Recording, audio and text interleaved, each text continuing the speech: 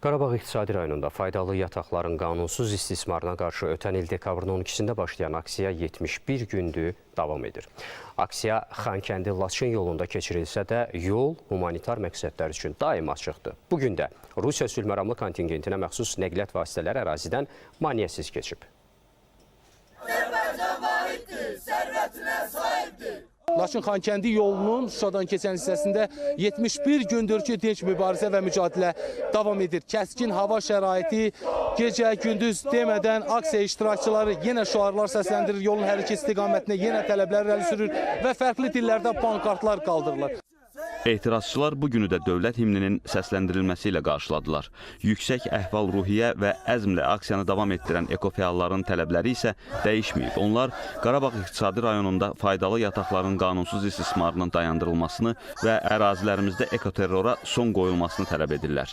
Aksiyanın keçirilməsinə baxmayaraq Xankəndi-Laçın yolu humanitar məqsədlər üçün daim açıqdır.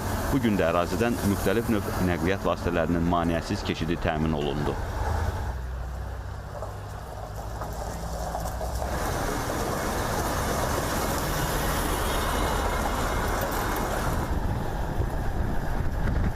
Əhval-ruhiyyə təbii ki, çox gözəldir. Get-gedə də əhval-ruhiyyəmiz gözəlləşməyə başlayır. Bizim əzmimizi qoruyuruq, artırırıq.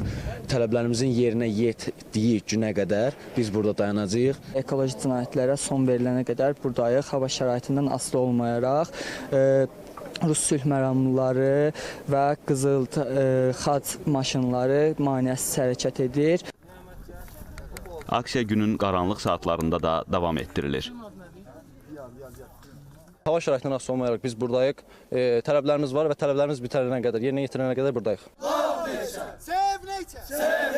Məqsədimizə nail olana qədər biz burada aksiyamızı davam etdirəcəyik. Əhval-ruhiyyəmiz həmişəki kimi yüksəkdir və burada biz yolumuzdan dönməyəcəyik, sonuna qədər bu yolda davam edəcəyik.